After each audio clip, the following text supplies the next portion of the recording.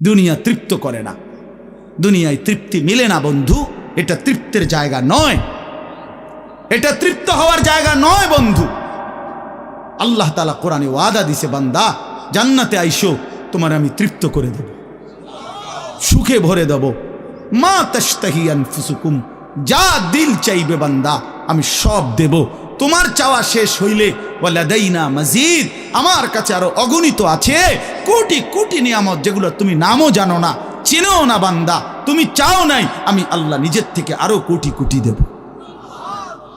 তুমি আইসো বান্দা, তুমি জান্নাতে আসো, তুমি সবর করো, অপেক্ষা করো। আল্লাহ আমাকেও বুঝার তৌফিক দান করেন, সবাইকে বুঝার তৌফিক দান করেন। আপনাদের এই মাহফিল আমি শুরু থেকেই বললাম কষ্টের আয়োজন। কষ্ট করে ভাবেন, নিজের ফিকির করেন, নিজের ভালো নিজের কল্যাণ ভাবতে শিখেন।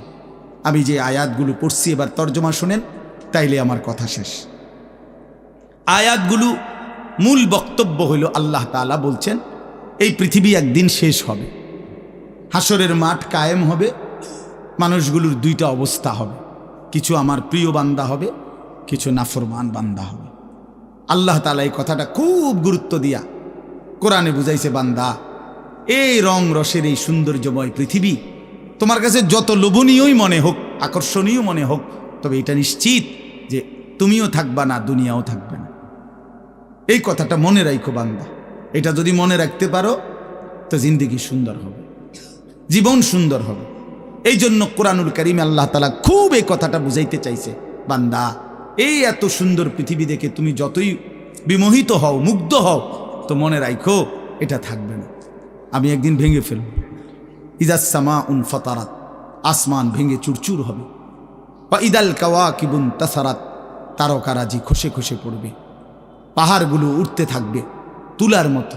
ও তাকুনুল জিবালু কাল ইহনিল মানফুস, অবুসাতিল জিবালু বাসসা, পাহাড়গুলো তুলার মতো উঠতে থাকবে, সাগর নদীর পানিগুলো টকবক করে উথরাইতে থাকবে। মা তার কোলের বাচ্চাকে ছুঁড়ে ফেলে দিবে, গর্ভবতী নারীর বাচ্চা নিজে নিজে বের হয়ে যাবে, সব মানুষ পাগলের মতো মাতালের মতো হয়ে যাবে। ইসরাফিল ফু দিবে, জমিনের মধ্যে ভূমিকম্প শুরু হবে, বিকট শব্দে আওয়াজ হবে। আল কারিআতু মাল কারিআ। আল্লাহ তাআলা এই কথাগুলো বহুভাবে বহু আয়াতে বুঝাইতে চাইছেন, বুঝাইয়া বলছেন, বান্দা একদিন তুমিও শেষ হবা, আমার এই সৃষ্টি জগৎ শেষ হবে, হাসরের মাঠ কায়েম হবে। তো এখানেও আল্লাহ তাআলা বলছেন, কাল্লা ইদা দুক্কাতিল আরদু দাক্কান দাক্কা, সাবধান বান্দা, মনে রেখো এই জমিন একদিন চূর্ণ বিচূর্ণ হয়ে যাবে। কি হবে বলেন না? ওইখানে একটা কথা আছে, লম্বা কথা, অতুহিব্বুনাল মালা হুব্বান জাম্মা। আল্লাহ তাআলা বলেন, বান্দা দুনিয়ার মাল আর সম্পদের ভালোবাসাটাকেই তোমরা খুব গভীরভাবে দিলের মধ্যে বসায় লাইলা। তবে মনে রাখো, দুনিয়াকে তুমি যত ভালোবাসো, যত মজবুত করো, যত বিল্ডিং, যত ফাইলিং, যত মজবুতই হোক না কেন, এটাই মনে রাখো আমি আল্লাহ এই জমিন, এই সৃষ্টি একদিন ভেঙ্গে চুরে তছনছ করে ফেলব, চূর্ণ বিচূর্ণ হয়ে যাবে। কাল্লা ইদা দুক্কাতিল আরদু দাক্কান দাক্কা। এরপরে হাসরের মাঠ কায়েম হবে। তো হাসরের মাঠের দৃশ্যটা আল্লাহ তুলে ধরছে যে হাসরের মাঠ কায়েম হবে, মানুষগুলো সব দাঁড়ানো থাকবে, আদম থেকে ইসরাফিলের ফু পর্যন্ত। এই দাঁড়ানো অবস্থায় আল্লাহ তাআলা বলতেছেন, ওয়াজা রাব্বুক, আল্লাহ তাআলা মহান আল্লাহ পাক, তিনি তার শান অনুপাতে হাসরের ময়দানে উপস্থিত হবেন। ওয়াল মালাকু সাফফান সাফফা, কোটি কোটি ফেরেশতা সারিবদ্ধভাবে লাইন ধরে দাঁড়াবে, চারদিকে কোটি কোটি ফেরেশতা, মহান আল্লাহ পাক উপস্থিত, আর মানুষগুলো সব দাঁড়ানো। এই কল্পনা করে হাসরের মাঠ। এবার কি হবে? আল্লাহ বলেন, ওয়াজিআ ইয়াউমা ইদিন বিজাহান্নাম। এই অবস্থায় ফেরেশতারা জাহান্নামকে ৭০,০০০ আগুনের শেকল দিয়ে টেনে হাসরের ময়দানে উপস্থিত করবে। মানুষগুলো সচক্ষে জাহান্নামকে দেখবে। জাহান্নাম একটা বিকট তারা আগুনের গর্জন, তীব্র আগুনের যখন একটা গর্জন উঠবে, আল্লাহর কসম নবী বলছে, পুরা হাসরবাসী তখন চিৎকার দিয়া বলবে, ইয়া রব্বি নাফসি নাফসি, আয় মাওলা আমাকে বাঁচান, আমাকে বাঁচান। এই প্রথম হাসরবাসী কথা বলবে, তাফসিরে আছে, হাদিসে।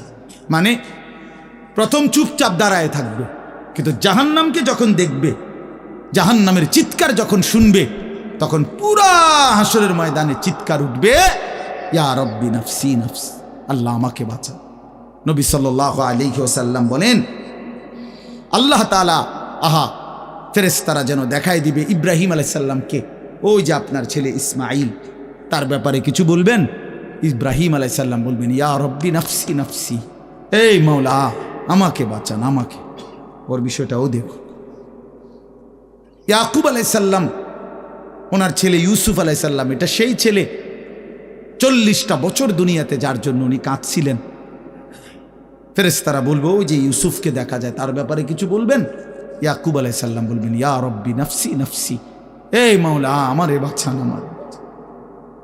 ওটাও বুঝো। অজি আয়াউমা ইদিন বিজাহান্নাম, জাহান্নামকে হাসরের ময়দানে আনা হবে বন্ধু। বিষয়টারে তুমি আমি খামখেয়ালি মনে করো না বাপ।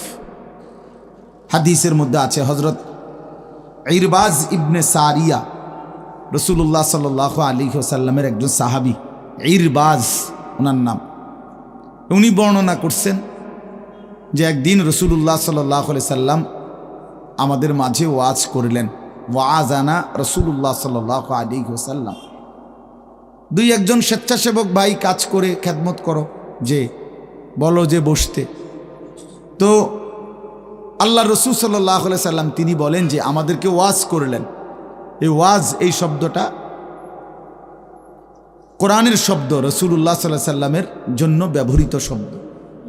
ওয়াজ ওয়াজ এটাই সুন্দর। প্রোগ্রাম, এই আজকেও একজন আমারে একটু আগে, হুজুর এখন কোথায় প্রোগ্রাম? না, কোথাও না। হয়তো আপনি এখন কোথাও কোরআনে ওয়াজ যাবেন না? আমি হ্যাঁ যাবো, ওয়াজে তো আছে আব্দুল্লাহপুর দেবিদ্দার। মানে আমার তো এখন এটা ওয়াজ মাহফিল, এটা প্রোগ্রাম। প্রোগ্রাম কি তা আবার? প্রোগ্রাম আর ওয়াজ সমার্থবোধক শব্দ নয়। ওয়াজের ইংরেজি না প্রোগ্রাম, ওয়াজ ওয়াজি, এটাই।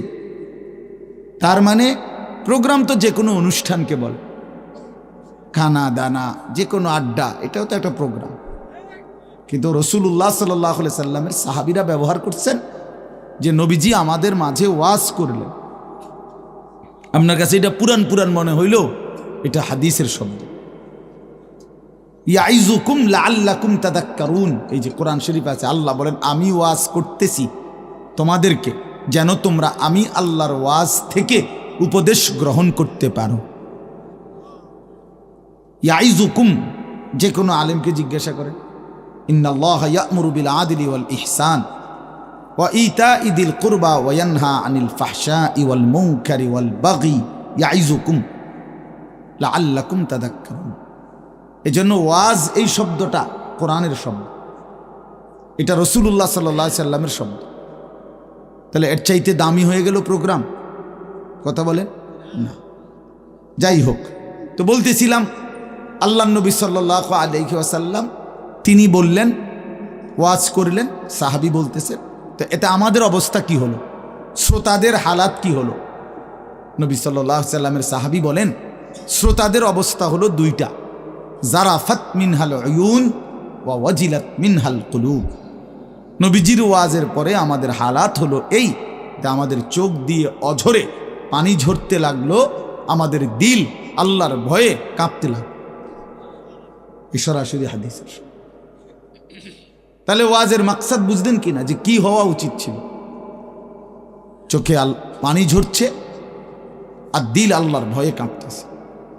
কোরআন শরীফে আছে, সরাসরি কোরআন শরীফে, ওয়া ইযা সামিউ মা উনজিলা ইলার রাসূল তারা আ'য়ুনাহুম তাফীদু মিনাদ দাম'i মিম্মা আরাফু মিনাল হক। আল্লাহ বলেন, রাসূল আপনার সাহাবীদের হালাত দেখেন। আমি আল্লাহর কোরআন যখন আপনার উপরে নাজিল করা হয়, আর আপনি যখন সাহাবীদের সামনে এই কোরআন তেলাওয়াত করেন, তারা আ'য়ুনাহুম, ওই দেখেন ভাই, ওই দেখেন, দেখছেন কি পরিমাণ অপদার্থ এটা? এরকম করলে কেন ভাই তুমি? আরে তুমি মিয়া জ্যাকেটওয়ালা, তুমি আবার পিছে চাও কেন? তুমি চিনো না আমারে, কোনোদিন দেখো নাই? আমি 1 মিনিটের জন্য ছেড়ে দিতে রাজি না। আমি নওজোয়ানের পরিবর্তন চাই। এই এক ফিকির নিয়া জিন্দিগির আমার মেহনত, প্রতিটা নওজোয়ানের বদলানো চাই। এই জন্য সোজা কেউ না বলুক, তার আমি বলবো, আমি নিয়ত করছি যে একদিন পারি একদিন বলবো। যেদিন বলতে পারবো না, নাই। পৃথিবী থেকে কোনোদিন যদি নাই তো নাই, কিন্তু ছেড়ে দেব না আমি ইনশাআল্লাহ। লক্ষ লক্ষ মুসলমানের কিশোর তরুণ যুবক একরকম এটা ভাবছে, এরা ছেলেরা যে এদের কোনো অভিভাবক নাই, আপন মা বলার সাহস পায় না, আপন বাবা বলার সাহস পায় না, এলাকার কেউ কিছু বলার সাহস পায় না। তোমরা ছেলেরা মিয়া যা মন চায় তাই করতেছো নিজের খেয়াল খুশি মতো। আরে ভাইয়া, এভাবে নিয়ন্ত্রণহীন, অভিভাবকহীন, কারো তত্ত্বাবধানবিহীন জীবন জন্তু জানোয়ারের জীবন বেটা। আমি বললাম বেটা, যার মাথার উপরে কোনো ছায়া নাই, যার কোনো অভিভাবক নাই, যারে আগলাইয়া রাখে না কেউ, যারে শুধরাইয়া দেয় না কেউ, আল্লাহর কসম ওই জীবন জানোয়ারের জীবন বেটা, জন্তু জানোয়ারের জীবন। তোমার মনে যা চাই তাই করবা, এটাকে আল্লাহ কোরআনে বলছে এই লোকটার পরিচয় হলো সে জানোয়ার, যার জীবনের কোনো নিয়ন্ত্রণ নেই। রাতের বাজে 3টা ঘুমায় না, সকাল বাজে 9টা ওঠে না। দেখিতা তো পাগল না ছাগল না, এটা পতনেরও টাইম নাই, উড়নেরও কি নাই। এটা কোনো জীবন হলো বলো না? এটা জানোয়ারের জীবন না? সারা রাত, রাতের 3টা বাজে মোবাইলে উলঙ্গ ছবি দেখতেছে। আস্তাগফিরুল্লাহ, আস্তাগফিরুল্লাহ। স্বাভাবিকভাবে জি বলো ভাই, রসিকতা করো না, তামাশা করো না, বিকট আওয়াজে যেই বলারও দরকার নেই, স্বাভাবিক শুনতে থাকো ভাইয়া। এই জন্য আমি বললাম ভাই, রাগ হইও না, আল্লাহ তোমারও বরকত দান করেন। কিন্তু আমার বলার উদ্দেশ্য হলো আমাদের পরিবর্তন দরকার, সংশোধন দরকার, আমাদের জিন্দিগি সাজানো দরকার। আমি এই কথাটাই বলতেছিলাম যে মাহফিলের মাকসাদ বিবেক জাগানো, দিল জাগানো, দিল জাগানো, অনুভূতি সৃষ্টি করা। যাহা আমি কি করছি, আমি কি করছি, আসলে আমার কি করা উচিত ছিল।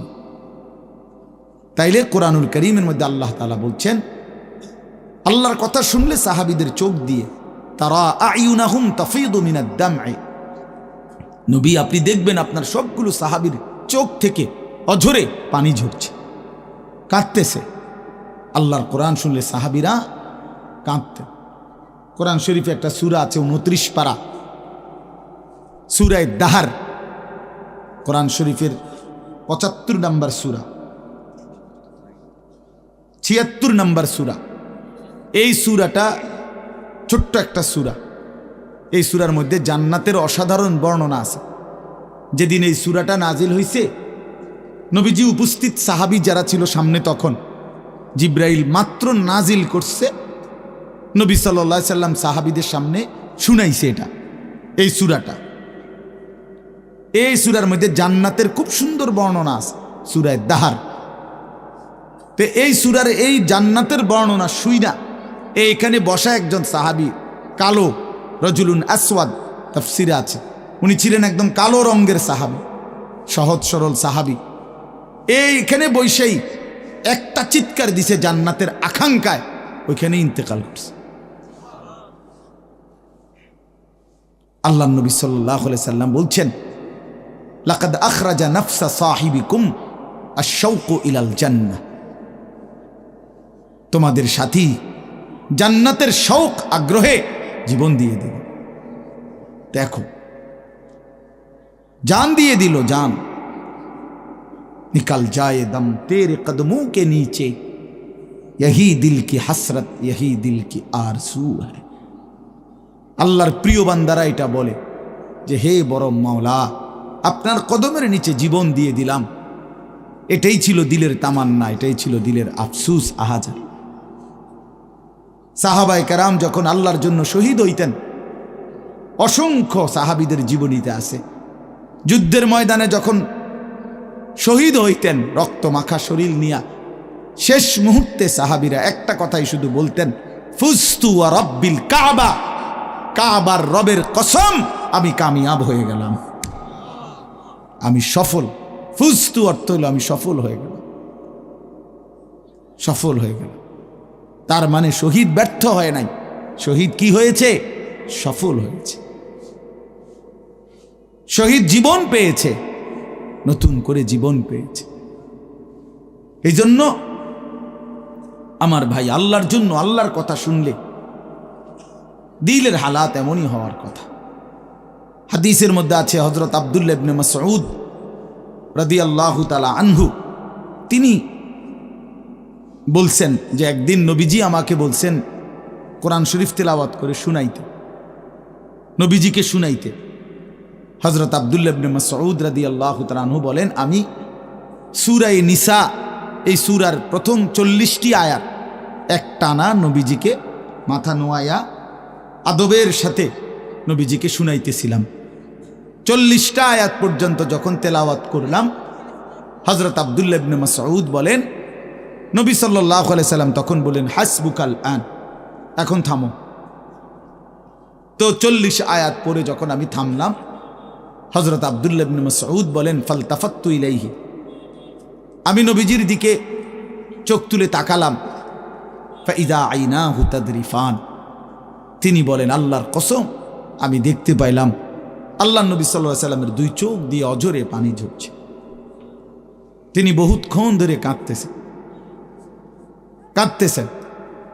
তাহলে এই ছিল রাসূলুল্লাহ সাল্লাল্লাহু আলাইহি সাল্লামের হালাত, এই ছিল সাহাবায়ে কেরামের হালাত। আল্লাহর কথা শুনলে নবী নিজেও কাঁদতেন, সাহাবায়ে কেরামও কি করতেন? কাঁদতেন। প্রিয় ভাই আমার, বন্ধু আমার, আমরা মুসলমান। আমি এই কথাটাই শুরু করছিলাম, গাফেল বঞ্চিত হয়, খামখেয়ালি মানুষ, খামখেয়ালি। আর কেন নামাজ পড়ো? পড়ি না, আর কি পড়ি না। মসজিদে যাইতে ভাল লাগতেছে না, কেরুম লাগতেছে, কি জানি কেরুম জানি লাগতেছে, কেরুম লাগতে এরুম আরি কেরুম, পাগল কোথাকার বেটা, কেরুম লাগতেছে এইটাও কই তারস না, তুই তো একটা অপদার্থ মানুষ বেটা, এটা কোনো কথা হইল? এই জন্য বললাম, মানে আসল কথা হইল গাফেল, খামখেয়ালি। কোরআন শরীফে আছে যত লোক জাহান্নামে যাবে, আল্লাহর কসম ভাইয়া শোনো, যত লোককে আল্লাহ জাহান্নামে ফেলবে, আল্লাহ কোরআনে স্পষ্ট বলছে সবগুলোর পরিচয় হলো উলাইকা হুমুল গাফিলুন, এগুলো গাফেল।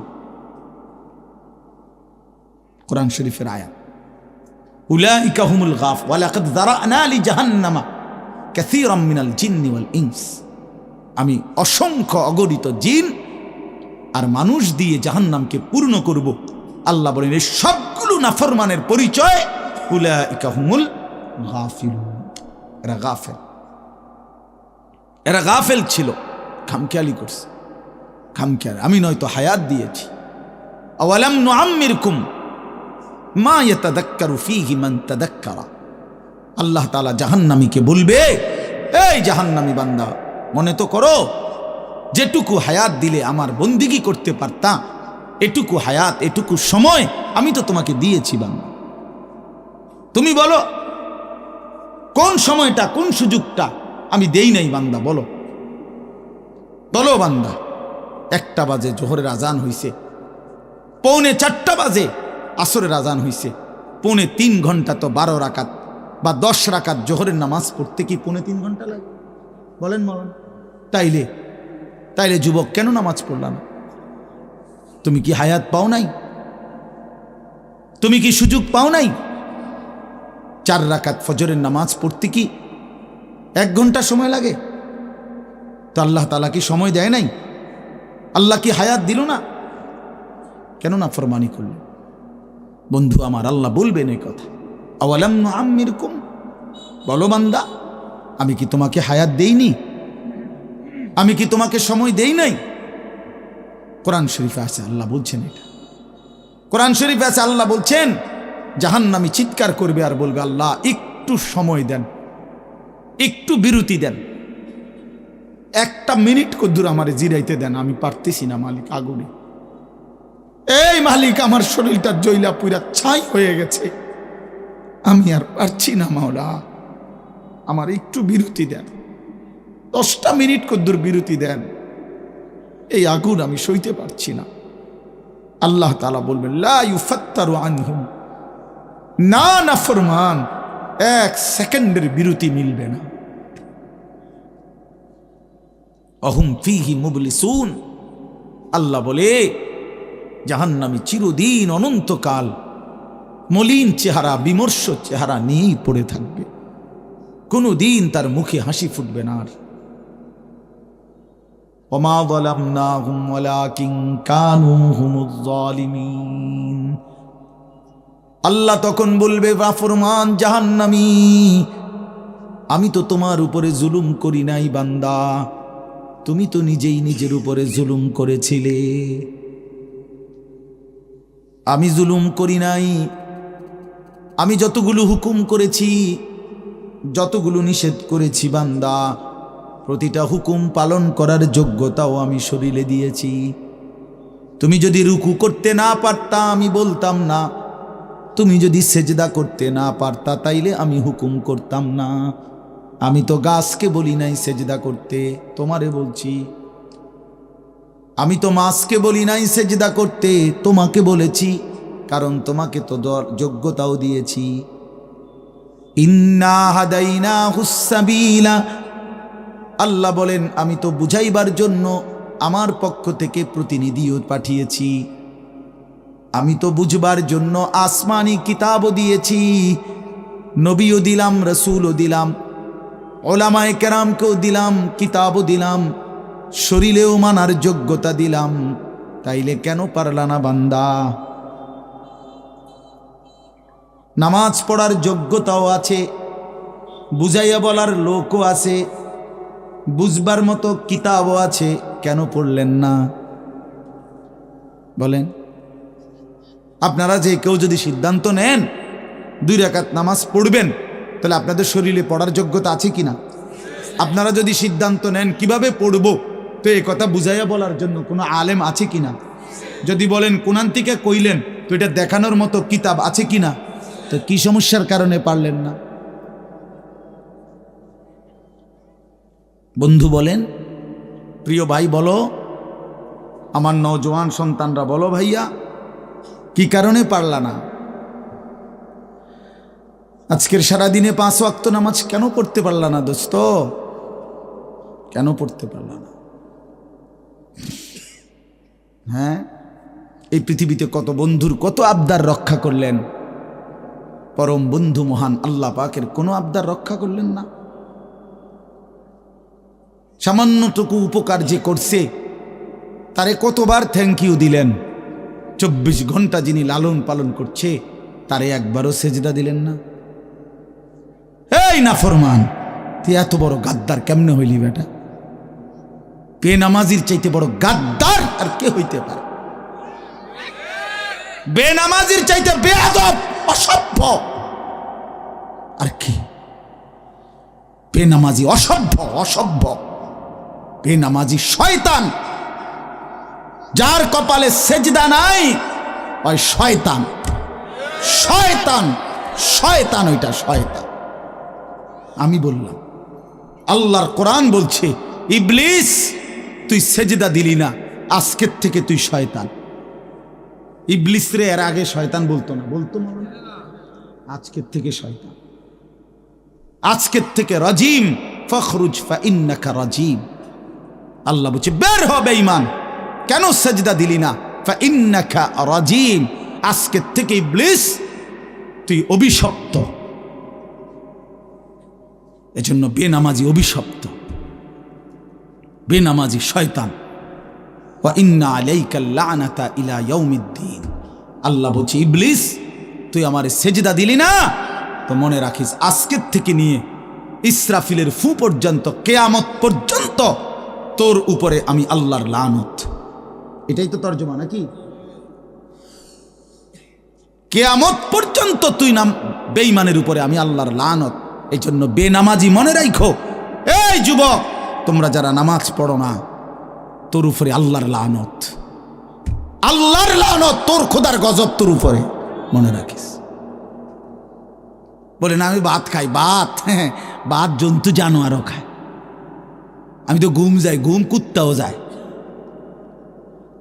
কুকুরও খায়, কুকুরও পেশাব পায়খানা করে, কুকুরেরও যৌন চাহিদা পূরণ হয়, এই জন্য কুকুরেরও বাচ্চা কাচ্চা হয়। এটা কোনো অবাক কিছু না। আপনি ভাত কতটি খান আর ঘুম যান আর পেশাব পায়খানা করেন আর লজ্জাস্থানের চাহিদা পূরণ করেন, এরই নাম যদি জীবন হতো, তাই জানোয়ারের সাথে তফাৎ কি? বলেন না কেন? জন্তু জানোয়ারের সাথে আমাদের জিন্দেগির তফাৎ কোথায় ভাইয়া? কি ব্যস্ততায় পড়ে গেলেন এই বাবারা, বন্ধুরা আমার, কি ব্যস্ততায় মালিককে সেজদা দিতে পারলেন না। মা সালাকাকুম ফি সাকার ক্বালু লাম নাকু মিনাল মুসাল্লিন। আল্লাহর ফেরেশতা জাহান্নামীকে বলবে, হে জাহান্নামী বেঈমান, কে তোকে জাহান্নামে কেন নিয়ে আসলো? কেন আসলি জাহান্নামে? বন্ধু আমার শোনো বন্ধু, আল্লাহর কোরআনে আল্লাহ বলেন জাহান্নামী বলবে ক্বালু লাম নাকু মিনাল মুসাল্লিন, ফেরেশতা ভাইয়া কারণ আমি নামাজি ছিলাম না, এজন্য জাহান্নামী হলাম। ওয়াইলুন ইয়াওমাইদিল লিল মুকাদ্দিবিন ওয়া ইযা ক্বিলা লাহুমুর কাউ লা ইয়ারকাউন। বলে সমস্ত মিথ্যাবাদী নাফরমান পাপী, সেদিন মনে রেখো হাসরের ময়দানে তোমাদের জন্য জাহান্নাম। যদি বলেন কেন, আল্লাহ বলেন ওয়া ইযা ক্বিলা লাহুমুর কাউ লা ইয়ারকাউন, বারবার তাকে বলা হয়েছে নামাজের জন্য, রুকু করতে, সেজদা করতে, নাফরমান আমি আল্লাহকে সেজদা করে নাই, নামাজ পড়ে নাই, রুকু করে নাই, এজন্যে এই সরাসরি কোরআনের আয়াতে আল্লাহ বলেন কাল্লা ইদা বালাগাতিত তারাকি ওয়া কিলা মান রাক ওয়া যান্না আন্নাহুল ফিরাক ওয়ালতাফাতিস সাকু বিস-সাক ইলা রাব্বিকা ইয়াওমাইদিনিল মাসাক ফালা সাদ্দাকা ওয়ালা সাল্লা। আল্লাহ বলেন, আল্লাহর নবীর জবানে নবীজি বুঝাইছেন এই তাফসিরে, নবীজি বলছেন উম্মত, কোন নাফরমান পাপীর জান কবজের সময় মালাকুল মউত আজরাইল তার রুহুটা তার কলিজা থেকে একটা টান দিয়ে ছিঁড়ে ফেলবে। ছিঁড়লেই রুহুটা এসে কণ্ঠনালীর কাছে আটকায় যাবে, এই গলার কণ্ঠনালীতে। কাল্লা ইদা বালাগাতিত তারাকি, কণ্ঠনালীতে যখন নাফরমানের রুহু আটকায় যাবে, তো আজরাইল ধৈরা টাইনা ছিঁড়া টুকরা টুকরা করে এরপরে এই রুহুটাকে ছিঁড়া ভিড়া বাইর করে। তো কোরআনে আল্লাহ বলছে কেন এমন এমন নির্মম মৃত্যু হলো কেন? তার কলজা ছিঁড়া ফেললো, আজরাইল তার রুহুটা ছিন্ন ভিন্ন করে দিল, এমন করলো কেন? আল্লাহ বলেন কারণ দুইটা, ফালা সাদ্দাকা ওয়ালা সাল্লা, এই নাফরমান আমি আল্লাহরে বিশ্বাস করে নাই এবং নামাজ আদায় করে নাই। কি আদায় করে নাই? ভাত খাও, হ্যাঁ ভাতে তো দুগা খাও নাকি তা? হ্যাঁ মোবাইল টিপো আর মানুষের বেডি দেখো, দেখো ভাইয়া দেখো, কুলু ওয়া তামাত্তাউ কালিলান ইন্নাকুম মুজরিমুন। আল্লাহ বলে নাফরমান অল্প সময়ের দুনিয়া খাও, ভোগ করো, শুধু মনে রেখো তুমি নাফরমান। এখন ভাত খাও, পরে ফিডা হইব। কবরের প্রথম ঘন্টায় আমি বুঝাই দেব আমি মালিক কেমন। কাল্লা সাউফা তা'লামুন আলহাকুমুত তাকাসুর হাত্তা যুরতুমুল মাকাবির কাল্লা সাউফা তা'লামুন। আল্লাহ বলে দুনিয়ায় ডুবে থাকতে থাকতে আমি আল্লাহকে আখিরাতকে ভুলতে ভুলতে দুনিয়া বাড়ানোর নেশা প্রতিযোগিতা বেঈমান তোরে গাফেল বানায় দিল। এরই মধ্যে একদিন তুই কবরে পৌঁছে গেলা, এই কবরে আসলেই তুমি বুঝতে পারবা আমার নাফরমানির শাস্তি কি। আল্লাহ রাসূল সাল্লাল্লাহু আলাইহি ওয়াসাল্লাম বলছেন কবর নাফরমানকে একটা চাপ দিবে, একটি চাপে ডান পাশের মাটি বাম দিকে, বাম দিকের মাটি ডান পাশে, এভাবে আইসা আটকায় যাবে। হাত্তা তাখতালিফা আদলাউহু। নবীজি বলেন ডান পাশের হাড্ডি পাঁজর ভাঙ্গা বাম পাশের গুলো ডান পাশে এইভাবে আঙ্গুল যেভাবে ঢোকে এইভাবে হাড্ডি একটার ভিতরে ঢুকে যাবে। কি মনে করছো দোস্ত, আমার বন্ধু, আমার এটা নিশ্চিত আল্লাহর কথা মিথ্যা হয় না। ১৫০০ বছরে এ কোরআনের প্রতি অক্ষর নিয়া আপনজন দুশ্মন, ইমানদার নাফরমান, বেঈমান, হিন্দু, বৌদ্ধ, ইহুদি, খ্রিস্টান, নাস্তিক, মুরতাদ, বুদ্ধিজীবী, গবেষক, পণ্ডিত, দার্শনিক, বিজ্ঞানী, সবাই কাফের বেঈমানরাও যুগে যুগে এই কোরআনের প্রতিটা অক্ষর নিয়ে পরীক্ষা করছে, পর্যালোচনা করছে, বিশ্লেষণ করছে, কিন্তু একটি নোক্তা অক্ষর ভুল, মিথ্যা, অসত্য, অযৌক্তিক, অবাস্তব, অপ্রাসঙ্গিক আজকের এই মিনিটে প্রমাণ করতে পারে না। যদি সন্দিহান হইতো তত প্রমাণ হয়ে যাইতো যে এই সমস্ত তথ্য উপাত্তের আলোকে প্রমাণিত হলো কোরআনের এই আয়াতটি ভুল। সেটা কোনটা? এমন হইছে? কথা বলে না কেন?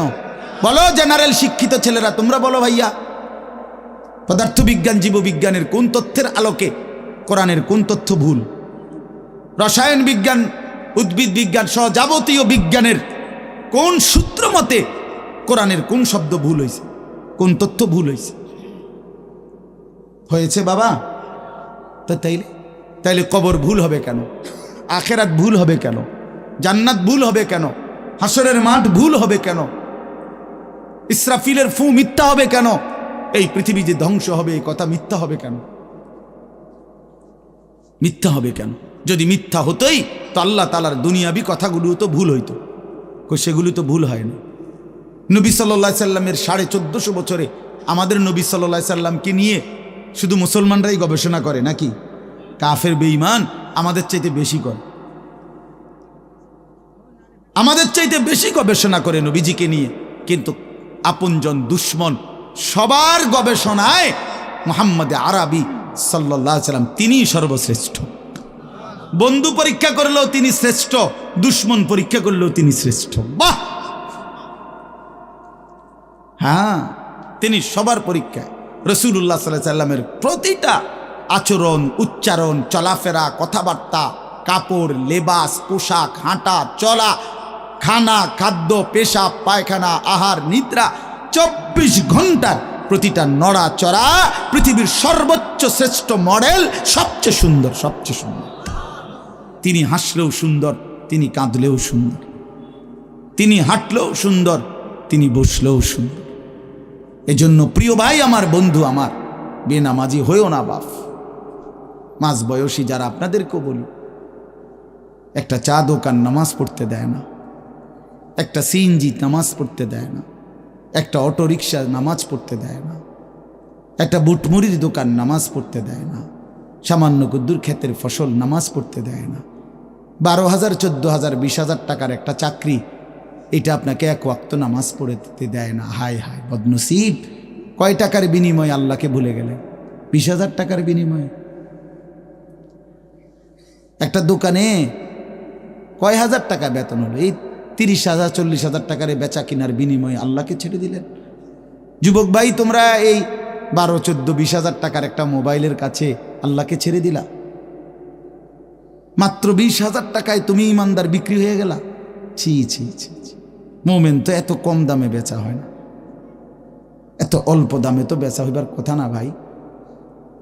মাত্র একটা 15-20,000 টাকা দামের মোবাইলের কাছে তো বিক্রি হয়ে গেল। নিজের ইমান, নিজের ইসলাম, নিজের আখেরাত, আল্লাহর সাথে সম্পর্ক, রাসূলের সাথে সম্পর্ক, ধর্মের সম্পর্ক, কোরআনের সম্পর্ক সব ছেড়ে দিলা, সব ভুলে গেলা। তুমি চেনো না আল্লাহ কি, রাসূল কি, আখেরাত কি। তুমি চিনছো শুধু মোবাইল, নারী, ছবি, নর্তকী, জিনা, ব্যভিচার, অসভ্য দৃশ্য, বন্ধুদের আড্ডা। না ভাইয়া, এত কম দামে ইমানদার বিক্রি হয় না, মুমিন এত অল্প দামে বিক্রি হয় না। হ্যাঁ, 54 বছরের যেই জালেম স্বৈর শাসক বাপ ফুতে মিলে, সিরিয়ার ওই জালেম স্বৈর শাসক ফ্যাসিস্ট, যে 54 বছর ধরে হাজারো লক্ষ মুসলমানের রক্তে জমিন ভাসাইছিল, কারাগারের অন্ধকার প্রকোষ্ঠে আটকায় রাখছিল, মুসলমান ইমানদারের রক্তের আহাজারিতে আল্লাহর জমিন কাঁপতেছিল। ওই সিরিয়াতে এই যে কয়দিন, মাত্র 2 দিন হলো, 8ই ডিসেম্বর 24 বছরের জুলুমের শাসন থেকে পলাইয়া সিরিয়ার প্রেসিডেন্ট বাশার আল আসাদ ভাগছে, পলাইছে। শুনছেন আপনারা? পলাইছে। নতুন উইকেট পড়ছে যে, শুনছেন? এই যে 8ই ডিসেম্বর আরেকটা উইকেট পড়ছে। প্রথম উইকেট পড়ছে 5ই আগস্ট, দ্বিতীয় উইকেট পড়ছে 8ই ডিসেম্বর।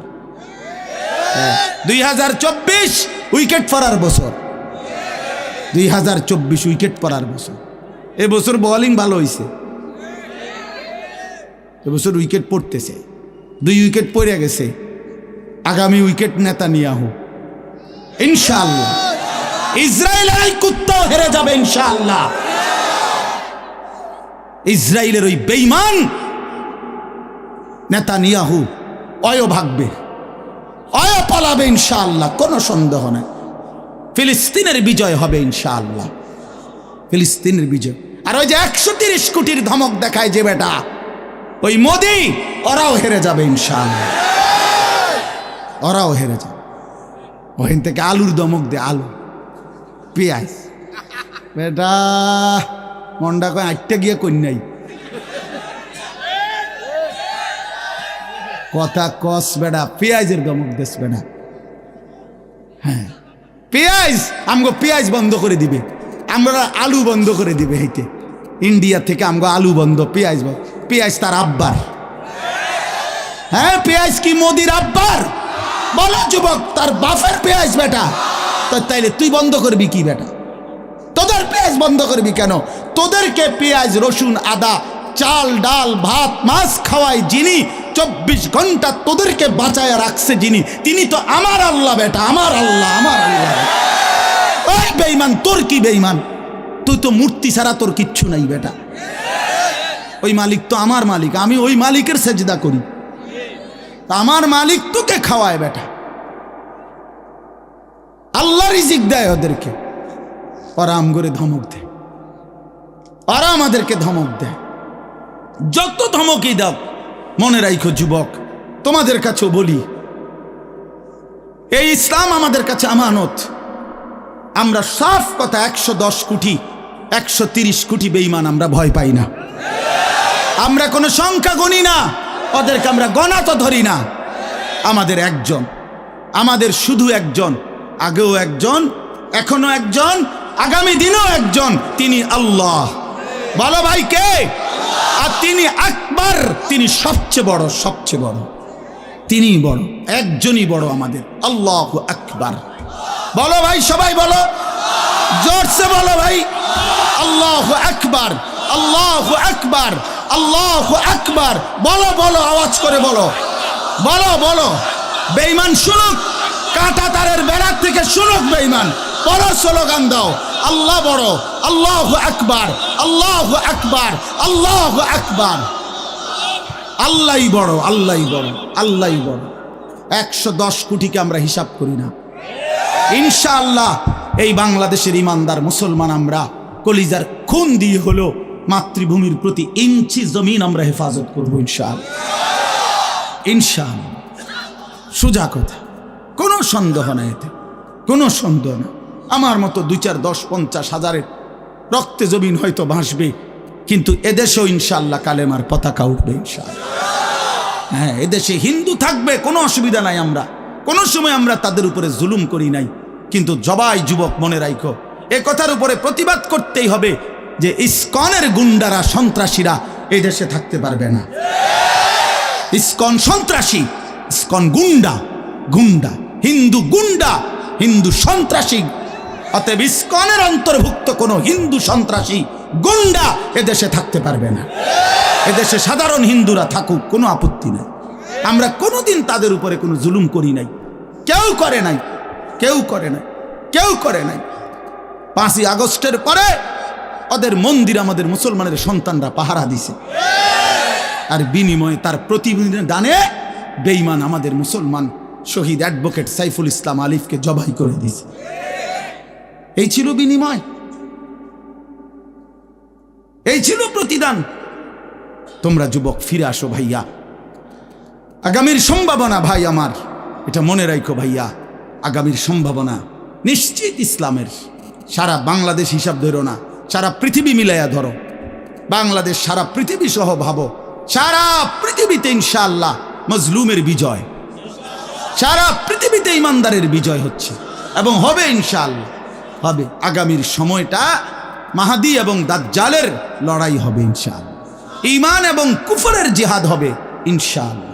সেই জিহাদে, সেই যুদ্ধে ইসলামের জন্য জান বাজি রাখতে নওজোয়ান রেডি থাকতে হবে ইনশাআল্লাহ।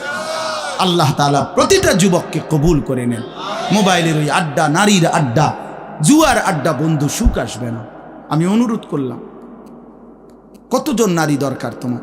সারা দিন রাত নাচ গান ছবি, এই উলঙ্গ দৃশ্য বন্ধু সুখ দেয় না। মদের আড্ডা, জুয়ার আড্ডায় সুখ হয় না, সুখ হয় না ভাই আমার। কোনো হারামখোর সুখে নাই। একটা সুদখোর, ঘুষখোর, বাটপার এই ওজনে কম দেয়, ধোকাবাজি করে, প্রতারণা করে, হারাম রোজগার করে, একটা হারামখোর সুখে নাই। আমি চ্যালেঞ্জ করলাম, একটা সুদখোর, কিস্তিখোর, হারামখোর সুখে নাই। একটা নেশাখোর জুয়ারি সুখে নাই, সুখে নাই। বেপর্দা নারী একটাও সুখে নাই, একটাও না, একটাও না। রূপ যৌবনের ফেরিওয়ালা, রাস্তায় ফেরি করে যারা, নিজের যৌবনের, নিজের রূপের এই অসৎ নারী কোনোদিনও সুখ পায় না। সুখ, সুখ, সুখ, শান্তি, তৃপ্তি, দিলের স্বস্তি, অন্তরের প্রশান্তি আল্লাহর কসম আল্লাহকে মানার মধ্যে, সেজদার মধ্যে। হাদিসে আছে, আল্লাহ তাআলা বলছে, বান্দা তুমি যদি আমার বন্দেগীর জন্য সময় দাও, আমি ওয়াদা দিলাম, মালাতু সাদরাকা গিনান, আমি তোমার অন্তর ধনী বানিয়ে দেব, দিল খোশ করে দেব। হ্যাঁ হ্যাঁ, প্রয়োজনে থাইকো কুড়ে ঘরে, চাটাইয়ের মধ্যে থাইকো, তারপরও আমি আল্লাহ দিল খুশ করে দেব। এই জন্য গুনার মধ্যে তৃপ্তি নাই, আল্লাহর নাফরমানির মধ্যে তৃপ্তি নাই। সবাই ছেলেরা, ভাইয়া, অনেক ছেলে মাশাআল্লাহ, অনেক নওজোয়ান। প্রিয় ভাই, তুমি ফিরে আসো, তুমি নামাজ পড়ো, তুমি নামাজ পড়ো, তুমি আল্লাহকে রাজি করো। মোবাইলের আড্ডা, জুয়ার আড্ডা, নারীর আড্ডা ছেড়ে দাও। যে চাহিদা আল্লাহ দিছেন, আমি প্রতিদিন বলি ভাই, এই বলতে বলতে ক্লান্ত হয়ে গেছে। যে চাহিদা আল্লাহ দিছেন, সে চাহিদা পূরণের ব্যবস্থাও আল্লাহ রাখছেন। তৃষ্ণা যিনি দিছেন, পানি তিনিই দিছেন। যিনি ক্ষুধা, খাবারের চাহিদা দিয়েছেন, তিনি হালাল খাবারের ব্যবস্থাও রাখছেন। ঠিক লজ্জাস্থানের যে চাহিদা, এটা আল্লাহ তাআলাই দিয়েছেন, সেটা পূরণের জন্য হালাল স্ত্রী আল্লাহই ব্যবস্থা রাখছেন। তুমি ওয়েট করো, অপেক্ষা করো, কুত্তার মতো হইও না। সারাদিন বেডি, নারী, ছবি, না, এটা তো জানোয়ারের স্বভাব। মাথালুহু কামাথালিল কালব ইন তাহমিল আলাইহি ইয়ালহাস আও তাতরুকহু ইয়ালহাস। আল্লাহ বলছেন নাফরমান কুত্তার মতো। সরাসরি কোরআন শরীফের আয়াত। রাগ করার সিস্টেম, রাগ করে যাবেন কার লগে রাগ করবেন? হ্যাঁ, হুজুর এত বড় কথা না, হুজুর এত বড় কথা কইছে না, আল্লাহ বলছে। সহ্য হয়নি আমনের?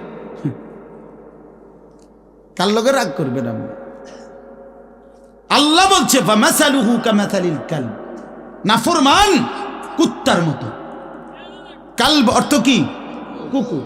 ইন তাহমিল আলাইহি ইয়ালহাস আও তাতরুকহু ইয়ালহাস, মানে কি? আল্লাহ বলছে তার উপরে যদি বোঝা চাপায় দেয়, তাইলেও সে জিহ্বা বাইর করে দেয়, আর যদি বোঝা সরায় দেয়, তারপরও জিহ্বা বাইর করে দেয়। লুভিয়ে থাকে, জিহ্বা বাইর করে থাকে। তার মানে তার তামাম দুনিয়া দিলেও সে আরো দুনিয়া চায়, আবার না দিলেও এই আফসুসে করে। তো তৃপ্তি হলো কই? তৃপ্তি হলো কই? দুনিয়া তৃপ্ত করে না, দুনিয়ায় তৃপ্তি মিলে না বন্ধু। এটা তৃপ্তের জায়গা নয়, এটা তৃপ্ত হওয়ার জায়গা নয় বন্ধু। আল্লাহ তাআলা কোরআনে ওয়াদা দিছে, বান্দা জান্নাতে আইসো, তোমার আমি তৃপ্ত করে দেব, সুখে ভরে দেব। মা তাশতাহি আনফুসুকুম, যা দিল চাইবে বান্দা আমি সব দেব। তোমার চাওয়া শেষ হইলে ওয়ালাদাইনা মাজিদ, আমার কাছে আরো অগণিত আছে কোটি কোটি নিয়ামত, যেগুলো তুমি নামও জানো না, চিনো না বান্দা। তুমি চাও নাই, আমি আল্লাহ নিজের থেকে আরো কোটি কোটি দেব। তুমি আইসো বান্দা, তুমি জান্নাতে আসো, তুমি সবর করো, অপেক্ষা করো। আল্লাহ আমাকেও বুঝার তৌফিক দান করেন, সবাইকে বুঝার তৌফিক দান করেন। আপনাদের এই মাহফিল আমি শুরু থেকেই বললাম, কষ্টের আয়োজন। কষ্ট করে ভাবেন, নিজের ফিকির করেন, নিজের ভালো নিজের কল্যাণ ভাবতে শিখেন। আমি যে আয়াতগুলো পড়ছি এবার তর্জমা শোনেন, তাইলে আমার কথা শেষ। আয়াতগুলো মূল বক্তব্য হইল আল্লাহ তাআলা বলছেন এই পৃথিবী একদিন শেষ হবে, হাসরের মাঠ কায়েম হবে, মানুষগুলোর দুইটা অবস্থা হবে, কিছু আমার প্রিয় বান্দা হবে, কিছু নাফরমান বান্দা হবে। আল্লাহ তাআলা এই কথাটা খুব গুরুত্ব দিয়া কোরআনে বুঝাইছে, বান্দা এই রং রসের এই সৌন্দর্যময় পৃথিবী তোমার কাছে যত লোভনীয়ই মনে হোক, আকর্ষণীয় মনে হোক, তবে এটা নিশ্চিত যে তুমিও থাকবা না, দুনিয়াও থাকবে না। এই কথাটা মনে রাখো বান্দা, এটা যদি মনে রাখতে পারো তো জিন্দেগি সুন্দর হবে, জীবন সুন্দর হবে। এই জন্য কোরআনুল কারীমে আল্লাহ তাআলা খুব এই কথাটা বুঝাইতে চাইছে, বান্দা এই এত সুন্দর পৃথিবী দেখে তুমি যতই বিমোহিত হও, মুগ্ধ হও, তো মনে রাখো এটা থাকবে না, আমি একদিন ভেঙে ফেলব। ইজাস সামাউন ফাতারাত, আসমান ভেঙে চুরচুর হবে।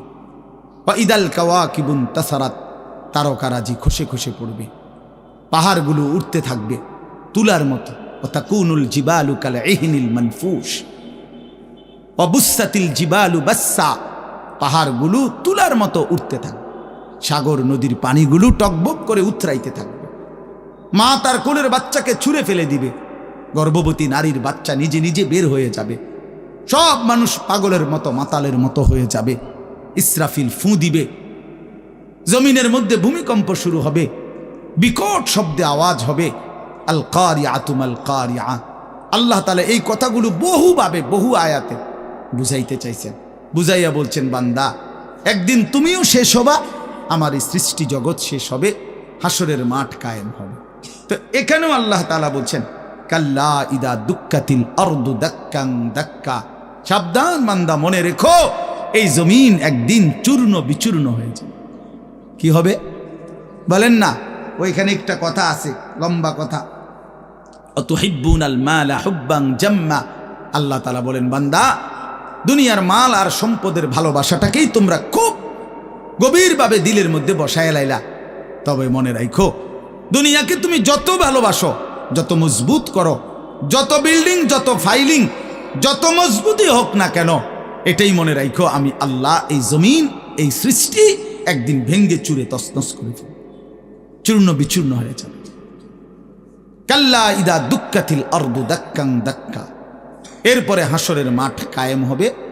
তো হাসরের মাঠের দৃশ্যটা আল্লাহ তুলে ধরছে যে হাসরের মাঠ কায়েম হবে, মানুষগুলো সব দাঁড়ানো থাকবে, আদম থেকে ইসরাফিলের ফুঁ পর্যন্ত। এই দাঁড়ানো অবস্থায় আল্লাহ তাআলা বলতেছেন, ওয়াজা রাব্বুক, আল্লাহ তাআলা মহান আল্লাহ পাক, তিনি তার শান অনুপাতে হাসরের ময়দানে উপস্থিত হবেন।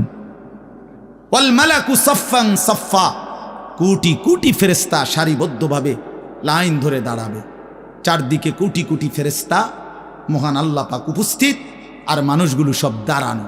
এই কল্পনা করে হাসরের মাঠ। এবার কি হবে?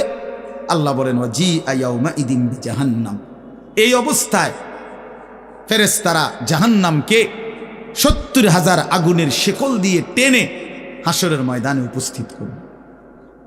মানুষগুলো সচক্ষে জাহান্নামকে দেখবে। জাহান্নাম একটা বিকট তারা আগুনের গর্জন, তীব্র আগুনের যখন একটা গর্জন উঠবে, আল্লাহর কসম নবী বলছে, পুরা হাসরবাসী তখন চিৎকার দিয়া বলবে, ইয়া রব্বি নাফসি নাফসি, আয় মাওলা আমাকে বাঁচান, আমাকে বাঁচান। এই প্রথম হাসরবাসী কথা বলবে, তাফসিরে আছে, হাদিসে, মানে প্রথম চুপচাপ দাঁড়ায় থাকবে, কিন্তু জাহান্নামকে যখন দেখবে, জাহান্নামের চিৎকার যখন শুনবে, তখন পুরা হাসরের ময়দানে চিৎকার উঠবে, ইয়া রব্বি নাফসি নাফসি, আল্লাহ আমাকে বাঁচান। নবী সাল্লাল্লাহু আলাইহি ওয়াসাল্লাম বলেন, আল্লাহ তাআলা ফেরেশতারা যেন দেখাই দিবে ইব্রাহিম আলাইহিস সালামকে, ওই যে আপনার ছেলে ইসমাইল, তার ব্যাপারে কিছু বলবেন। ইব্রাহিম আলাইহিস সালাম বলবেন, ইয়া রব্বি নাফসি নাফসি, এই মাওলা আমাকে বাঁচান, আমাকে। ওর বিষয়টাও দেখো। ইয়াকুব আলাইহিস সালাম, ওনার ছেলে ইউসুফ আলাইহিস সালাম, এটা সেই ছেলে 40টা বছর দুনিয়াতে যার জন্য উনি কাঁদছিলেন। ফেরেশতারা বলবো ওই যে ইউসুফকে দেখা যায় তার ব্যাপারে কিছু বলবেন? ইয়াকুব আলাইহিস সালাম বলবেন, ইয়া রব্বি নাফসি নাফসি, এই মাওলা আমার এ বাচ্চা না, আমার ওটাও বুঝো। অজি আয়াউমা ইদিন বি জাহান্নাম, জাহান্নামকে হাসরের ময়দানে আনা হবে বন্ধু। বিষয়টারে তুমি আমি খামখেয়ালি মনে করো না বাপ, এতগুলো কোরআনের আয়াত মিথ্যা হইতে পারে না। ১৬ লক্ষ নবী রসুল, আদম থেকে নবী সাল্লাল্লাহু আলাইহি সাল্লাম সমস্ত আম্বিয়া কেরাম চিল্লাইয়া উম্মতের দুয়ারে দুয়ারে গিয়ে আখিরাতের কথা বলছে, কবরের হাসরের। এগুলো ভুল হবে কেন, মিথ্যা হবে কেন ভাইয়া? প্রতিদিন যে মানুষগুলো কবরে যায়, তুমি কি দেখো না ভাই, এই মানুষের মৃত্যু, লাশ, কবর তোমারে কিছুই মনে করায় না? জলজ্জান্ত যে মানুষটা তোমার আমার চোখের সামনে হাঁটতো, চলতো, ফিরতো, খাইতো, ঘুমাইতো, দোকান করতো, বাজার করতো, কত কথা বলতো, আজ এত মানুষ জানাজায় উপস্থিত, কতজন কত কথা বলতেছে, কিন্তু খাটিয়ার ওই লাশ, সে তো আর কথা বলে না,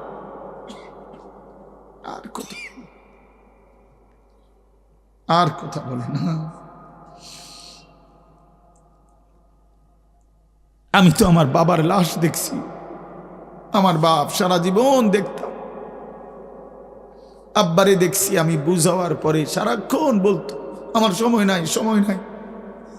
আমার মসজিদ, আমার স্কুল, যে বাবারে দেখতাম ফজরের পর থেকে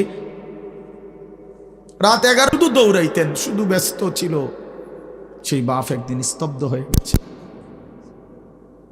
মৃত্যু বাবাকে একদিন থামায় দিছে বন্ধু। আমার মামির জানাজা পড়ছি আমি 2-3 দিন আগে, আমার জ্যাঠার জানাজা পড়ছি আমি কয়দিন আগে। আমার চোখে দেখা সেই জ্যাঠা, আমার মামা, আমার মামি, ওরা আজকে কোথায় চলে গেল? তুমি কি কোনো লাশ দেখো নাই? কেমনে এত লম্বা সময় নামাজ না পড়া থাকে ভাইয়া? 365 দিনে, খোদার একটা বছরে। এই যুবক, আমি যদি তোর জন্য কাঁদতে পারতাম, 1 বছর কোনো দিন যুবক, কোনো দিন ফজরের নামাজ পড়লা না, হায় হায় মুসলমানের বাচ্চা, এত বড় বেঈমান কেমনে হইলা, কেমনে হইলা ভাইয়া? এ কেমন জিন্দিগি ভাই? কোনো দিন নামাজ পড়বা না? একজন মুসলমান 30 বছর মিথ্যা বলে? হোসেন ভাই, একজন মুসলমান 30 বছর সুদ খায়। ওফো, এটা কেমন ভাইয়া? ইনসাফের সাথে বলেন, ইনসাফের সাথে বলেন। হা ওয়াজিআ ইয়াউমাইদিন বিজাহান্নাম ইয়াউমাইদিন ইয়াতাযাক্কারুল ইনসানু ওয়া আন্না লাহুদ যিকরা। রব্বুল আলামিন বলেন, নাফরমান জাহান্নামের দিকে তাকিয়ে তার পুরা জিন্দেগীর সব কথা মনে পড়বে। ওয়া আন্না লাহুদ যিকরা, কিন্তু আল্লাহ বলেন, বান্দা মনে পড়ে বলো না, কি লাভ হবে? বুঝে তো আসবে বান্দা, মনে তো পড়বে সব, কিন্তু লাভ কি হবে বলো? কি লাভ হবে? ইয়াকুলু ইয়া লাইতানি কদ্দামতু লিহায়াতি, নাফরমান তখন বলবে, হায় আফসুস, ইয়া লাইতানি, হায় আমার আফসুস, মন্দ কপাল, আমি যদি দুনিয়ার হায়াতে থাকতে আজকের এই আখিরাতের জন্য কিছু পাঠাইতাম। সময় তো ছিল, সুযোগ তো ছিল, হায়াত তো আমার মাওলা দিছিল, রাত দিন তো দিয়েছিল, সুস্থতাও দিয়েছে, জীবন দিয়েছে, যৌবন দিয়েছে, আল্লাহ তো আমারে সব দিছিল, আমি কি করলাম? ইয়া লাইতানি লাম উশরিক বিরাব্বি আহাদা, আল্লাহ বলে, নাফরমান বলবে, হায় আফসুস, যদি আল্লাহর সাথে শরীক না করতাম। ইয়া লাইতানি কুনতু তুরাবা, নাফরমান বলবে, হায় আফসুস, আজ যদি মাটি হয়ে যেতাম, আজ যদি মাটি হয়ে যেতাম। ইয়া লাইতানি ইত্তাখাযতু মা'আর রাসূল সাবিলা, নাফরমান বলবে, হায় আফসুস, যদি রাসূলের পথ ধরতাম। ইয়া লাইতানি লাম আত্তাখিজ ফুলানান খলিলা। হায় আফসুস যদি অসৎ লোককে বন্ধু না বানাইতাম, চরিত্রহীনকে যদি বন্ধু না বানাইতাম, আজকে তো আমিও বেঁচে যেতাম। ইয়া লাইতানি কুনতু মাআহুম ফাফুজা ফাওজান আযীমা। হায় আফসুস যদি নেককারদের সঙ্গী হতাম, তাহলে তো আজকে আমিও সফল হতাম। চলেন বন্ধু, শেষ কথা। ফায়াউমা ইদিল্লা ইউআযযিবু আযাবাহু আহাদ ওয়ালা ইউথিকু ওয়াথাকাহু আহাদ। আল্লাহ বলে, বান্দা সেদিন আমি আল্লাহর পক্ষ থেকে তুমি নাফরমানকে যেই আযাব দেওয়া হবে, বান্দা বিশ্বাস করো এমন আযাব তোমারে আর কেউ কোনোদিন দেয় নাই। এমন ফিডা তুমি আর খাও নাই, এমন বেইজ্জতি আর কোনোদিন হও নাই বান্দা। এমন শাস্তি আমি আল্লাহর পক্ষ থেকে দেওয়া হবে। ওয়ালা ইউসিকু ওয়াথাকাহু আহাদ। আল্লাহ বলে, নাফরমান আমার ফেরেশতা তোরে যেই বাঁধাটা বাঁধবে, এমন শক্ত বাঁধা বান্দা তোরে আর কেউ কোনোদিন বাঁধে নাই। আল্লাহ আমাকেই মাফ করে দেন। ইয়া আইয়াতুহান নাফসুল মুতমাইন্নাহ। বিপরীত দিকে এবার আল্লাহ তাআলা ইমানদার নেককার বান্দাকে ডাক দিবে। মানে ওই যে এনেটা ফিডাফিডি চলতে আছে, নাফরমানরে টাঙ্গাইয়া ফিরতে আছে, বানতে আছে, একটা মায়ের চলতে আছে, এই কারণে আবার আমার নেককার বান্দা নিয়ে আবার ঘাবড়ায়া যায়। আমার আব্বারে দেখতাম, এত রাগী মানুষ ছিল। আমগো বড় কোনো ভাইরে যদি আব্বা লাঠি নিত ফিডার লেগা, আমার মনে আছে ছোটবেলায় আমি দেখকেই কাইন্দে দিতাম, চিৎকার দিতাম। আব্বা কইতো, না না তোর তো আব্বা কিছু কই না আব্বা। তো আল্লাহ তাআলা বলেন, আমার ইমানদার বান্দা নিয়ে আবার ঘাবড়ায়া যায়, তা আল্লাহ নিজেই ডাক দিবেন, ইয়া আইয়াতুহান নাফসুল মুতমাইন্না। হে আমার প্রিয় আত্মা, পবিত্র আত্মা, প্রশান্ত আত্মা, আমার ইমানদার বান্দা, ইরজিই ইলা রাব্বিক, কোনো ঘাবড়ায়ো না, তুমি তোমার মাওলা আমি রবের কাছে আসো। রাদিয়াতাম মারদিয়া, আমিও তোমার উপরে রাজি, খুশি, তুমিও আমার উপরে খুশি। কোনো টেনশন করো না, ঘাবড়াইও না। ওইরে ফিডা চলবো, তুমি মারতো না, তুমি টেনশন করো না। ফাদখুলি ফি ইবাদি ওয়াদখুলি জান্নাতি। আল্লাহ বলবে, আমার নেককার বান্দা, প্রিয় বান্দা, তোমার আমার আরো নেককার বান্দা এখানে আছে, ওদের সাথে গিয়া মিশো, একসাথে আমার জান্নাতে ঢোকো। আমার জান্নাত। এই শেষ কথাটা বলি, প্রিয় ভাই হযরত মাওলানা মুফতি ইয়াসিন আহমদ ফারুকি মাওলানা সাহেব অসুস্থ বললেন, শুনছি আমি। আল্লাহ তাআলা পুরাপুরি শিফায়ে কামেলা আজেলা দান করে। আমি নিজে কোমরের ব্যথা আছে 2 দিন, প্রচণ্ড ব্যথা, এরপরও আল্লাহর দয়ায় আসার সুযোগ হয়েছে। তো বলতেছিলাম ভাইয়া, এই শেষ কথাটা হইল, এখানে একটা কথা আছে, ওয়াদখুলি জান্নাতি। এই জান্নাতি, আল্লাহ বলবে বান্দা আমার জান্নাতে ঢোকো। তো তাফসীরের মধ্যে লিখছে, ইমানদার বান্দা, নেককার বান্দা, তার সারা জিন্দিগির কষ্ট মেহনতের বিনিময়ে, আমলের বিনিময়ে হাসরের ময়দানে আল্লাহ যখন বলবে আমার জান্নাতে ঢোকো, আল্লাহর কসম ইমানদার বান্দা খুশিতে আনন্দে আত্মহারা হয়ে যাবে যে মালিক আমারে মালিকের জান্নাতে ঢুকতে দিছে। কালকে আমি এক জায়গায় মাহফিলে যাইতেছিলাম, তা আমার একজন ঘনিষ্ঠ বন্ধু, কোম্পানিগঞ্জ বাজারের ব্যবসায়ী নুরুল আলম ভাই, ওরে আমি ফোন দিলাম, দোস্ত আপনি কই? কয় আমি তো যাওয়ার জন্য রেডি হয়েছি। আমি বলছি, না না, আপনি আমার গাড়িতে যাবেন, আপনি আমার গাড়িতে যাবেন। তো এই কথা বলাতে সে খুশিতে আনন্দে, আর বলেন কি হুজুর আমার আপনার গাড়িতে নেবেন? আমি, হ্যাঁ আমার গাড়িতে আপনি যাই। এ কথা বলাতেই খুশি হয়ে গেছে সে। তো রব্বুল আলামিন যখন বলবে বান্দা তুমি জান্নাতি, আমার জান্নাতে ঢোকো, বান্দা বলবে মালিক আমি সব পাইয়া লাইছি, আমি সব পাইয়া লাইছি। এই জন্য ইনশাআল্লাহ কেউ না উঠি, ছেলেরা ভাইয়া তোমরা উঠো না বাপ, দয়া করে সবাই মেহেরবানি করে আমাদের প্রিয় ভাই হযরত মাওলানা মুফতি ইয়াসিন আহমদ ফারুকি দামাত বারাকাতুহুমুল আলিয়া, তার জবান থেকে নসিহত শুনে দোয়া করে এরপরে আমরা যাওয়ার চেষ্টা করো। আল্লাহ তাআলা সবাইকে ভালো করেন। প্রত্যেকেই নামাজের ফিকির করি, 5 ওয়াক্ত নামাজ পড়লে ইনশাআল্লাহ জিন্দিগি সুন্দর হবে।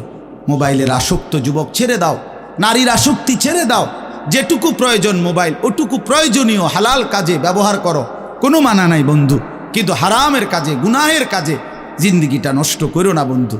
দুনিয়াও আফসুস হবে, আখেরাতেও আফসুস হবে। আল্লাহ তাআলা আমাদের প্রতিটা সন্তানকে কবুল করেন। প্রিয় ভাই, তোমরা বসো ভাইয়া, যে কতক্ষণই শুনো বসো না ভাই। এই নওজোয়ান ভাই বসো, চাইয়া রয়েছে এমনি ব্যাটকায়, মানে কারে কয় বুঝেও না।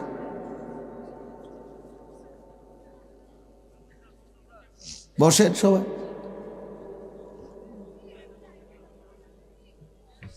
আল্লাহর কথা বসে শুনতে হয়, আল্লাহর কথা জুতা খুলে শুনতে হয়, আল্লাহর কথা আদবের সাথে শুনতে হয়, আল্লাহর কথা সর্বোচ্চ মনোযোগ দিয়ে শুনতে হয়, তাইলে জিন্দেগি বদলায়। কোনো গাফেল আল্লাহর কোরআন থেকে লাভবান হইতে পারে না। গাফেল বঞ্চিত হয়, মানে যে খামখেয়ালি। এজন্য প্রিয় ভাই, এটা জরুরি বিষয়। একজনও বুট খাইও না, বুটও খাইবা আল্লাহর কথাও শুনবা, ফায়দা হবে না ভাই। বাদামও খাইবা আল্লাহর কথাও শুনবা, কোনো ফায়দা হবে না, নিজের ভিতরে কোনো অনুভূতি জাগবে না। প্রতিটা ওয়াজের মাকসাদ কিন্তু দিল জাগানো, দিল জাগানো, নিজের ভেতরটাকে, ঘুমন্ত বিবেকটাকে জাগিয়ে তোলা, এটাই মূল একটা মাকসাদ, অন্যতম মাকসাদ। প্রতিটা আয়োজনের পিছনে অনেক কষ্ট আছে। এই মাহফিল, এই প্যান্ডেল, এই স্টেজ, পোস্টার, হ্যান্ডবিল, ওলামায়ে কেরামকে দাওয়াত দেওয়া, যথোপযুক্তভাবে এদেরকে নিয়ে আসা, ঠিকমতো গুছগাছ করা, অনেক কাজ। আগামী শনিবার 14 তারিখ আমার মাদ্রাসায় বার্ষিক মাহফিল। তো আজকে প্রায় 14-15 দিন ধরে মাদ্রাসার বড় ছাত্ররা, ওস্তাদরা সারা দিন রাত কাজ করতেছে, সারা দিন, এখনো কোনো শেষ হয়নি। আজকে বুধবার শেষ, কালকে বৃহস্পতি, শুক্র, শনিবারে মাহফিল। তো বাস্তবতা হলো আসলে অনেক কাজ, অনেক কিছুই করতে হয় একটা মাহফিলের জন্য। তো এই সবটা আয়োজন ভাইয়া 10 টাকা, 5 টাকা, কারো কাছ থেকে 100 টাকা, এরকম কষ্ট করেই একটা মাহফিলের ফান্ড একসাথ করা হয়। কেউ তো আর একসাথে দিয়ে দিছে না বলে যে যাও আমি সব দিয়ে দিলাম। তাইলে এই সবটা কষ্টের আয়োজন বুঝি এই 10 টাকার বুটের জন্য শেষ হয়ে যাবে, এটা কথা হলো। 30 টাকার চটপটি, 20 টাকার বাদাম, এইটুকু খাইতে খাইতে সময়টা আমরা শেষ করে দিলাম। এটা ভাইয়া ইনসাফ হইতে পারে না।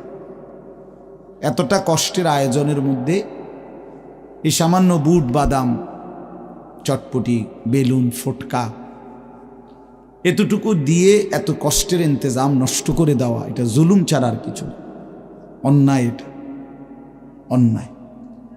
কোরআনুল কারীমের মধ্যে আছে, আল্লাহ তাআলা বলেন, কুল মা ইনদাল্লাহি খায়রুম মিনাল লাহবি ওয়া মিনাত তিজারা।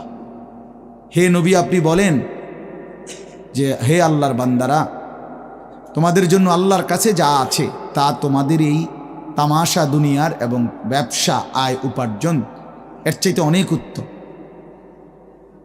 অনেক উত্তম। 3 ঘন্টায় বেচা কিনায় যা লাভ, একটি সিজদায় তার চাইতে কোটি কোটি গুণ বেশি লাভ। তোমার সারা দিনের বেচা কেনায় যা মুনাফা, আল্লাহকে একবার ডাকার মধ্যে তার চাইতে কোটি গুণ বেশি মুনাফা। এই জন্য এটা বহুত কথা বলো না। এই ভাই, 2টা চাটাই বিছাইতে গেলে এতগুলো কথা বলো কেন? একদম কথা বলবো না মিয়া ভাই। তোমরা যদি বসতে রাজি না হও তো বাইরে চলে যাও। হ্যাঁ যাও, বাইরে যাও। 2-4 জন গাফেল না শুনলে কি হয়েছে?